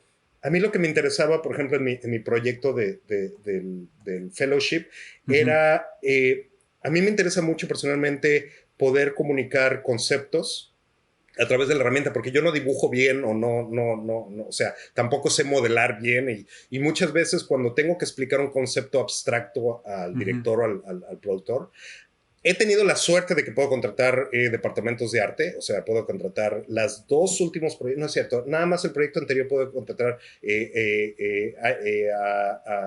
a ILM Art, y la verdad está increíble, pues tienes a los mejores artistas y te hacen los mejores bocetos, y te cuesta cientos de miles de dólares. Sí, claro. En el proyecto anterior tuvimos a ASC, que es una compañía aquí en Los Ángeles, y a Rodeo nos hizo concept art, y no me acuerdo qué tercera compañía nos hizo concept art, y pero incluso para yo poder brifear a los departamentos de arte, muchas veces pues googleas y bajas herramientas y la fregada. Ahora puedo yo crear con el marketplace que tienen, con todo, puedes crear los conceptos. Y parte de mi idea era en el fellowship con el resultado, yo quería agarrar stills de referencias, mood boards, y crear una pieza basada en un mood board que hiciera en 3 o 4 días. Y lo pude hacer, o sea, realmente compras assets en el marketplace, lo pones la iluminación que quieras, hice motion capture aquí en mi casa, con Kinect, y pude hacer una pieza de previsualización que tenía mucha conexión con lo que quería comunicar, ¿no? Y eso te digo, es como súper valioso. Es como digo, la ventaja que nos dio Photoshop cuando podías hacer un pequeño collage, pero ahora ya lo puedes hacer en movimiento, con timing, etcétera. Entonces sí, la verdad está increíble esa herramienta y muy recomendable a todos los niveles que puedan entenderla y estudiarla. Y la verdad es que es complicado porque creo que la interfase no está del todo bien diseñada para ser amigable, pero tampoco es ciencia del otro mundo. Definitivamente es una herramienta que no es difícil de aprender, ¿no? Nuke es mucho más difícil, definitivamente. Sí, Sí, no, pues está, qué padre, Charlie, porque sí está bastante interesante y pues sí, no, a veces falta esta parte, ¿no? De sí puedes tener todo el equipo que tú quieras, pero tú necesitas expresarlo, ¿no? Tú necesitas como exacto. meter manos o a veces dices, hazle un poquito más así y como pues tienes que dar la instrucción, pero tú quieres mostrar esa idea, ¿no? Entonces, en ese sentido, pues está súper. Sí, en el proyecto anterior con Robert Rodríguez tuve que hacer un stop motion para explicar una de las criaturas. Exacto, sí. Y definitivamente me quitó mi tiempo, muy interesante, pero no es exactamente lo que queríamos, pero ayuda. Y siempre trato de ocupar estas herramientas como para poder explicar incluso el proceso esto era el proceso de lo que le llaman los estudios R&D, cuando haces el look desde el principio. Y fueron 6 meses antes de la filmación, empezamos a discutir cómo se iba a ver esta criatura. Y me acuerdo, contratamos a Tippett y contratamos a ILM y contratamos Hybrid para hacer diseño. Y no le estábamos pegando y yo creo que entendí lo que quería Robert y lo acabé haciendo con un stop motion. Digo, ya verán la criatura cuando salga en enero. Ay, pero, y digo, evoluciona. Claro. Pero si ves el proceso, que muchas veces es difícil de verlo porque todo esto acaba en volts, pero el proceso de lo que nos hizo concept art, a cómo cuando pudimos ver algo físico moviéndose, a cómo ya se ejecutó al final por Weta, ese proceso creo que se va a superacelerar cuando los supervisores y los concept artists tengan más acceso a Unreal, definitivamente. O sea, es algo que claro. está increíble. Sí, no, ahora sí que lo que nos espera está así increíble. Oye, Charlie, y bueno, así brevemente me interesa como bastante esta parte de los orígenes de Charlie. ¿Cómo es que llegas a esta parte ok, pues obviamente pues la vida te va como llevando por caminos y te va formando, ¿no? Pero pues, así, ¿cuáles son los orígenes de Charlie? ¿De dónde viene y cómo es que termina siendo esta parte de la supervisión? Pues mira, yo empecé, de entrada mi padre es un científico, es astrofísico. Entonces siempre desde chico había tenido acceso a telescopios y mi papá hacía mucho, ya no hace más de eso, pero astrofotografía, que es sacar fotografías del cielo, Ok. donde tienes que ocupar exposición de larga, o sea, porque obviamente es muy oscuro, entonces tienes que dejar la obtura. Y la otra cosa interesante que pasa es que tienes que tener movimiento, porque como el cielo se está moviendo, tienes que ir traqueando el movimiento del cielo. Al principio, cuando yo tenía 6, 7 años, pues lo hacía manual y después mi papá metió servos, o sea, había Ya. equipo y entonces hace el movimiento. Prácticamente es un motion control pequeñito. Sí. Entonces, desde chavito empecé a entender muy bien la parte de exposición, de fotografía, obviamente todo eso era en película, Ujú. y la parte de control de cámaras. Cuando yo estoy casi seguro de que voy a ser científico, eh, me enamoro mucho de todas estas visualizaciones que hacía Carl Sagan en Cosmos y toda esta parte de cómo visualizar conceptos no fáciles de comunicar a través de imágenes. Y Ujú. obviamente es una época fuerte de todo esto porque son prácticamente los 80s, entonces está Cosmos de Carl Sagan, pero también está Spielberg haciendo cosas súper interesantes de visualización. Obviamente Star Wars, o sea, y Ujú. en México que teníamos Star Wars, me acuerdo mucho que pasaban mucho los making of de Star Wars y de Historias sin fin, Ya. donde ves cómo aplican justo métodos muy locos para comunicar movimiento de nubes o para comunicar en Historias sin fin, si la han visto, pues de repente hay un viento gigante y entonces empieza a mover el set y Atreyu está colgado, pero como la cámara está puesta junto con ellos, pues se Ujú. siente que... Entonces todos esos trucos no solo me llaman la atención, pero los entiendo perfectamente incluso de chavito porque tienen hasta cierto punto la misma relación que la astrofotografía. De hecho, la ventaja que tienes que era, o sea, de repente digo, bueno, pues es medio a tiempo real, porque lo que tienes en astrofotografía no puedes saber, y en esa época no puedes saber qué pasaba hasta 2 días o 3 días después de que revelabas, ¿no? Ujú. Entonces, como siempre, como todos, pues empezábamos a hacer, digo, yo no tenía acceso a cámaras de cine ni de 8 ni 16 en esa época, pero Ujú. pues definitivamente con los juguetes, pues hacías tus pequeñas historias y empiezas a entender de que puede ser locura y media, ¿no? Para cuando estoy en la prepa, que entró al TEC de Monterrey, tenían un laboratorio de multimedia, y estás hablando del 96, 97, Ya. este, y empezaban a meter máquinas que se llamaban Silicon Graphics en esa época, que son los equipos que podían hacer, tenían aceleración gráfica, que antes de Ujú. eso las Macs no tenían nada de eso. Entonces yo me empiezo a meter mucho al software de 3D, porque me encanta la parte de poder visualizar, y consigo una beca en el TEC para terminar la prepa, donde les Ujú. hacía pues visualizaciones en Stills o en QuickTimes al maestro de matemáticas para hacer secciones cónicas entonces hacía pequeños 3Ds y hacía eso. Entonces me empieza a llamar mucho la atención la parte de comunicar conceptos a través de las imágenes y entiendo mucho la mecánica de cómo las imágenes pueden, digo, suena trillado, pero comunicar más de 1000 palabras, ¿no? O sea, un Sí. estilo puede ser gráficamente muy interesante. Descubro Photoshop en ¿qué? Versión 1.1, 1.2, no tenía ni layers ni nada, y me da Ujú. el mismo sentimiento que con Unreal, o sea, el Ujú. poder que puede tener esta cosa es increíble. Entonces, empiezo a aprender todas esas herramientas, empiezo a aprender en esa época Alias, que era el software que acabó siendo Maya después, en Silicon Graphics. Empiezo a entender la ventaja que tenía Alias o una máquina Silicon Graphics contra la Mac era que tenías double buffering, tenías tiempo real. Ujú. Entonces, antes de eso, pues cada que rotabas tu cámara se vería como cuadritos y eso podías tener una visualización a tiempo real a 30 cuadros por segundo o no sé cuántos, a lo mejor 15 cuadros por segundo, pero de nuevo te ayudaba tu creatividad a entender los volúmenes mucho más fáciles y de nuevo me conecta a cómo la tecnología te ayuda no solamente a ser más eficiente, pero a entender ese mundo virtual que hay adentro de la computadora, ¿no? Entonces me empiezo a clavar mucho y algo que pasa es que SGI y Alias, que se convirtió en Maya, no tenía mucha gente que hablara español que supiera ocupar su software, entonces les empiezo a dar demos de estos softwares en Latinoamérica. Entonces me empiezan a viajar, estaba en la prepa todavía, y me empezaron a viajar a Argentina y a Brasil y a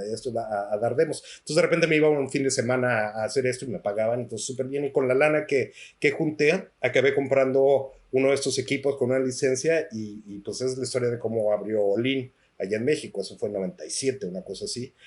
Abrimos con un par de estaciones de trabajo. En esa época, de nuevo, valían $20,000-$30,000. Y creamos como los primeros pininos de hacer CGI allá en México. Y empiezo pues a entender mucho más del proceso también de venta, ¿no? De cómo funciona la parte de comerciales, cómo funciona pues el hecho de que no solamente puedes ser un laboratorio en una escuela, sino tienes que tener ese servicio de un cliente que te está pagando y darle lo que necesita. Y ahí es donde empieza un poquito el proceso de entender pues esa parte de producción, esa parte ejecutiva del proceso de cine, que es a fin de cuentas tener tu empresa y entender cómo puedes vender todos estos servicios, ¿no? Y pues de ahí ya lo demás es un poco historia de Olin, empieza a crecer y de nuevo yo empiezo a buscar cosas aquí en Estados Unidos por el 2005, 2006 y empiezo a promover los servicios de supervisor del facility aquí en Estados Unidos, y eso lo hice por más o menos 8 o 10 años. Y hace 5 o 6 años empiezo aquí a dar servicios de efectos a comerciales y a series de tele y cosas así. Y últimamente, pues sí, los últimos 5 años, y yo creo que van a ser un rato más, estoy 100% dedicado a normalmente un solo proyecto de largo plazo y proyectos que tengan estas complicaciones. Me he identificado aquí en los estudios como alguien que puede ayudarle a los directores a planear en tiempo y en presupuesto un proyecto que tenga algún factor de complicación, ¿no? Y pues sí, más o menos esa es el timeline. Sí, pero pues ahí justamente pasaron como 25 años, ¿no? Exacto. Son 25 años ver tu vida pasando. Sí. No, pues está increíble, pues. Está muy padre, Charlie. Oye, ¿y qué crees que, pues obviamente, pues tú, durante toda esa trayectoria, pues obviamente sabemos que Olin es un punto de referencia, ha sido un punto de referencia y obviamente ha sido esta empresa que ayuda muchísimo a muchísima banda a moverse alrededor del mundo. Este, ¿qué dirías que a ti es lo que te ha ayudado para poder desempeñarte con las producciones de alto nivel? O sea, ¿qué es lo que te preparó? ¿O qué es lo que consideras que te ha preparado más para poder responder a ese tipo de producciones? Pues sí, mira, en general una de las razones por las que abrió Olin en 96, 97, era porque después de estar dando estas demos en toda América Latina, me di cuenta de que no había un solo lugar que tomara en serio la producción de contenido digital. Digo, estás hablando hace 25 años. Sí. Entonces, eso fue lo que dije, bueno, pues definitivamente tiene que haber un lugar, y empecé a investigar qué era lo que definía un lugar de producción. Digo, de nuevo, en esas épocas ILM a lo mejor tenía 30 gentes o 25 gentes, y o sea, de los 90 hasta 95. Entonces, era relativamente sencillo entender cómo podías organizarte para crear contenido. No que fuera fácil, pero era sencillo investigar, incluso sin internet, todo eso, cómo funcionaban estas compañías. Entonces, de ahí el hecho, o sea, yo creo que lo que Olin nos dio a todos en el proceso de crecimiento es la seriedad que hay de tener un proceso que trata de copiar los procesos o trata de replicar los procesos que hay en otros lados, que eso es muy importante porque a fin de cuentas, digo, ahorita ya es más común y es mucho más democrático, pero de nuevo, regresando a los inicios, no era muy claro cómo funcionaba un pipeline de producción para crear un comercial digital, ¿no? O sea, estamos hablando en épocas donde no podías darle play a video adentro de la computadora, lo tenías que bajar cuadro por cuadro y, o sea, ese tipo de procesos donde eran bastante oscuros y bastante difíciles de entender. Entonces, en los inicios eso fue lo que Olin dio, juntó a un grupo de gente que le gustaba y entendía y apreciaba cómo buscar estos procesos. Y eso siempre fue mi filosofía, o sea, generar el contenido, pero aparte tratar de crear la infraestructura que funcionara para crear este tipo de procesos. Y a mí personalmente, pues obviamente me dio los fundamentos para entender muchos de los procesos. O sea, en Olin tuvimos Film Out, que ya no se ocupa, tuvimos Scanning, tuvimos todo el sistema de proyección, todas esas cosas que mucha gente, o sea, coloristas allá en México o sea, pasaron por Olin y evolucionaron todo este proceso y entiendes, o sea, yo entiendo espacios de color y lookup tables por Olin, y también entiendo motion control porque Olin tuvo motion control en el 2004, 2005, y entiendo motion capture porque Olin tuvo motion capture, o sea, casi todas las herramientas que se ocupan en un proceso, Olin las ha tenido y las hemos implementado y las hemos ocupado para el proceso de producción, y eso es lo que creo que ha dado pues, al resto de la banda, ¿no? O sea, nosotros teníamos, mientras todo el mundo estaba haciendo Combustion, nosotros teníamos Shake, y mientras todos empezaron a pasar a Shake, nosotros compramos Nuke, fuimos los primeros que tuvimos Nuke, los segundos que tuvimos Flame, Inferno, entonces como que siempre ha tratado de estar en esa vanguardia y eso a fin de cuentas ayuda a la industria a crecer, sobre todo en una época donde no era democrático, donde todo esto era, o sea, no solo que no tuvieras el dinero, que tuvieras el dinero para comprarlo, sino era el tema de que ni te pelaban. O sea, las compañías que generaban esto o generan este hardware y software, la verdad es que eran tan chiquitas y tan verticales que la verdad si hablabas de una compañía en México, pues no te pelaban. Entonces nosotros tuvimos RenderMan, fuimos los primeros clientes de Pixar en Latinoamérica durante 10 años, una cosa así. Y tener acceso a Shading Language es lo que me hace ahorita poder escribir shaders para Unreal. O sea, cuando vi los árboles de Unreal dije, no, a ver, ¿cómo escribo un shader? O sea, eso es lo que hay que... Entonces, la verdad sí es pues es lo que aprendes y es lo que pasa o lo que debería suceder en cualquiera de las empresas con las que trabajas, ¿no? Y es lo que también busco cuando incluso yo trabajo en un proyecto. O sea, trato de entender del proceso de un director de arte, de un diseñador de producción, incluso de los vestuaristas, y cómo apoyar ese proceso, porque es la parte donde vamos evolucionando. Si no, te aburres de lo que estás haciendo y sigues haciendo lo mismo una y otra vez, ¿no? Entonces ese es el proceso que creo que es interesante, que Olin nos ha dado un chorro y que creo que debemos de seguir buscando en todos los lugares donde trabajemos. Claro, sin duda. Oye, Charlie, y por ejemplo, pues obviamente con toda esta experiencia y ahora, hoy en día, pues con todos estos proyectos que has tenido oportunidad de trabajar, pues ahora sí que pues en Hollywood, ¿cuál dirías que ha sido, pues ahora sí que el mayor aprendizaje que te ha dado, pues ahora sí que hoy en día donde te encuentras, estar como en esta industria? ¿Cuál ha sido el proyecto que me ha dado más aprendizaje o en general cuál ha sido el mejor aprendizaje? Exacto, en general digo, porque obviamente de todo aprendes, ¿no? O sea, de todo te llevas a algo, de todo. ¿Hay algo así que digas, esto me ha marcado un poco? No lo sé. O sea, digo, una de las cosas que fue muy interesante para mí, digo, obviamente en el proceso de Lean, trabajando 20 años para la compañía, me dio mucho conocimiento de cómo crear equipos, que es una parte fundamental de un supervisor o de un director. A fin de cuentas, lo que hacemos es crear equipos que trabajan y que funcionan orgánicamente. Y sigue siendo mi trabajo. O sea, cuando contrato un vendor, un facility, entrevistar al supervisor del facility, al supervisor de animación, al comp supervisor, o sea, es parte de ese proceso. Entonces, definitivamente eso es algo que me ayudó a largo plazo, pero una de las partes interesantes que sucedieron cuando fui a hacer Asura a China, el tema de la comunicación, del lenguaje, perdón, del idioma, fue un proceso muy interesante, porque obviamente siendo mexicano, pues mi inglés no es el mejor, y sobre todo cuando empiezas a tener que discutir temas no concisos, temas mucho más abstractos, donde tienes que ocupar un lenguaje que no es necesariamente, pues o sea, no puedes, con un director americano, pues no hay palabras que puedas ocupar de se ve chingón, pues no, o sea, ¿cómo desarrollas el lenguaje creativo? Entonces, una de las partes que me llamaron la atención cuando voy a trabajar a China es que me doy cuenta de que el idioma no es una parte fundamental, sino es la comunicación. ¿Cómo te puedes comunicar con con el resto del equipo. Y digo, en esa película eran miles y miles de gente, o sea, eran cientos de cabezas de gentes que después se bajaba a otros literalmente miles de gentes. Pero a fin de cuentas se vuelve el inicio. Y una cosa que pasó, digo, el director en esa película hablaba perfecto inglés y nos comunicábamos muy bien, pero tenía 2 de los directores de arte eran 100% chinos que no hablaban inglés. Y creo que con ellos, digo, el resto del equipo eran de Nueva Zelanda y con perfecto inglés.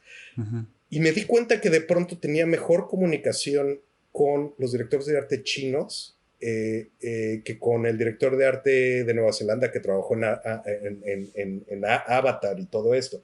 Okay. ¿Por qué? Porque, y discutíamos, tienen un acento muy fuerte los neozelandeses, de repente, o sea, en Aries tienen acentos muy, no es cierto, es australiano.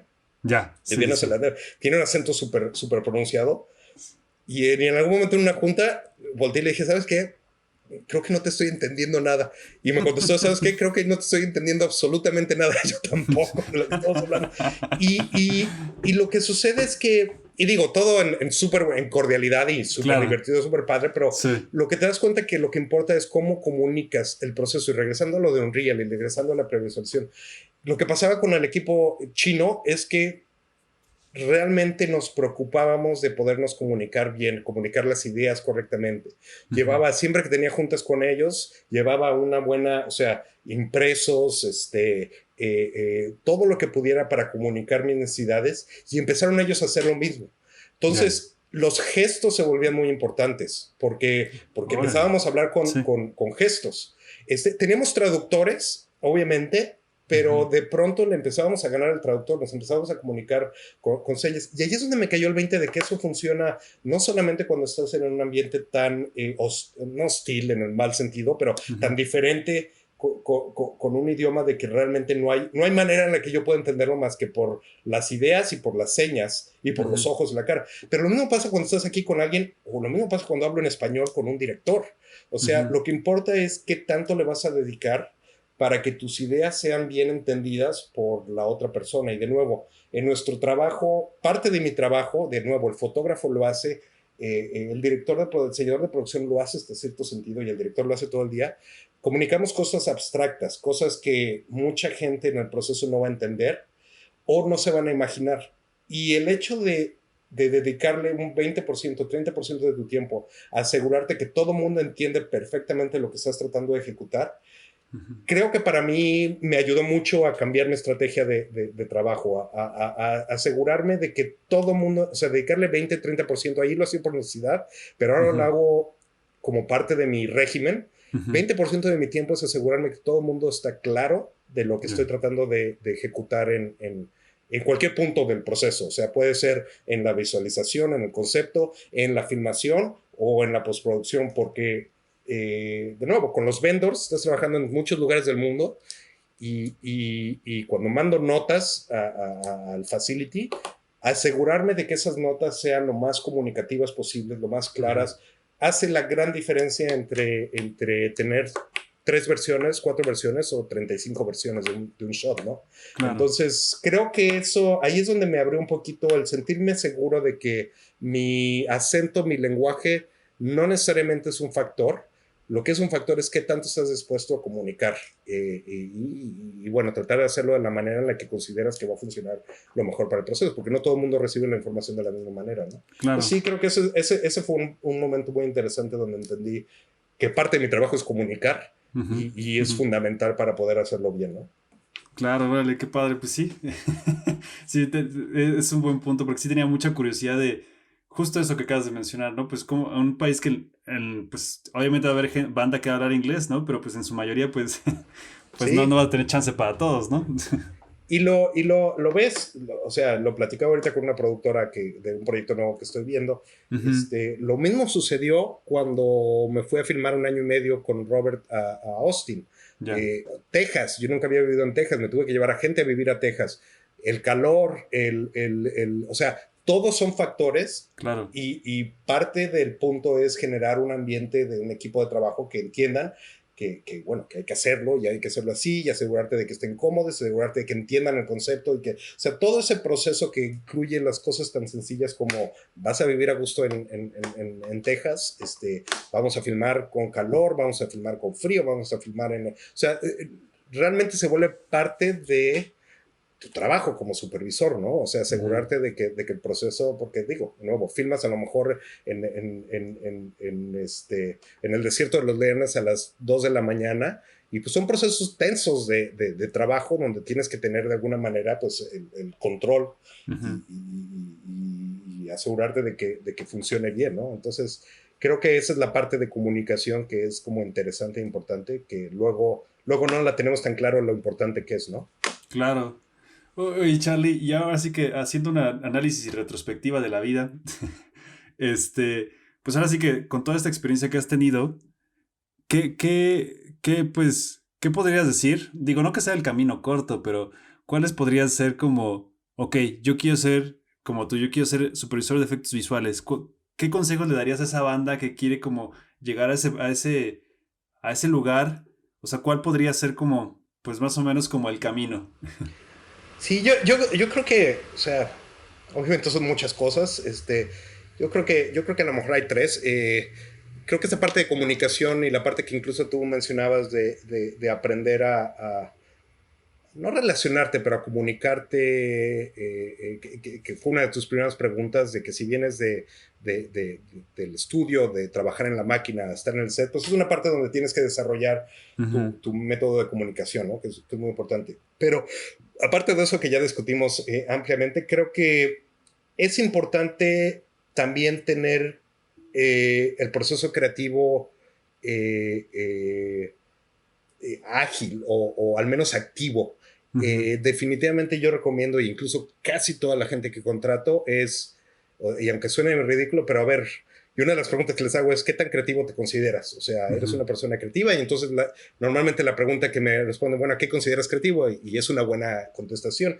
Y ujú, empezamos a platicar de lo que definimos como creatividad. Para mí puede ser muchas cosas, puede ser que pintes, que esculpas, que veas películas, pero para mí la parte importante es que tienes que estar constantemente siendo bombardeado de visuales. O sea, creo que un supervisor de efectos tiene que estar constantemente involucrado en museos, en películas, tienes que balancear esa parte de tu cerebro porque en algún momento tienes que darle mucho más peso a la parte creativa y visual que a la ujú. parte técnica, porque eso es la parte donde muchos supervisores no pueden apoyar el proceso. Y creo que es súper importante. Entonces, mi recomendación es, no dejes, o sea, es muy padre meterte a estudiar Unreal y es muy padre meterte a saber qué es lo que hace Maya últimamente y es leer los blogs, Ujú, pero es tan importante el entender cuál es la diferencia entre una paleta de colores renacentista o una paleta de colores vanguardista y poder entender cuáles son tus paletas de colores favoritas, cuáles son tus lentes favoritos, saber fotografía, todo eso, sobre todo porque te va a ayudar a agilizar el músculo visual, que es donde ujú. yo veo muchas veces, no solo en la gente que contrato, pero en la gente que hace efectos, tanto artistas como desde el artista de roto hasta el supervisor, Ujú, incluso directores, incluso fotógrafos, de repente te das cuenta de que no están agilizando eso y se vuelve muy mecánico el proceso y se vuelve aburrido y la gente de repente dice, ¿por qué no me gusta este compuesto? ¿Por qué no me gusta? Y hay muchas veces que cuando estoy analizando un compuesto, simplemente, o layouts, tuve muchos detalles en la última película con layouts, porque le decía, ujú, sigue regla de tercios, sigue patrones de composición y les mandaba patrones de composición creativos.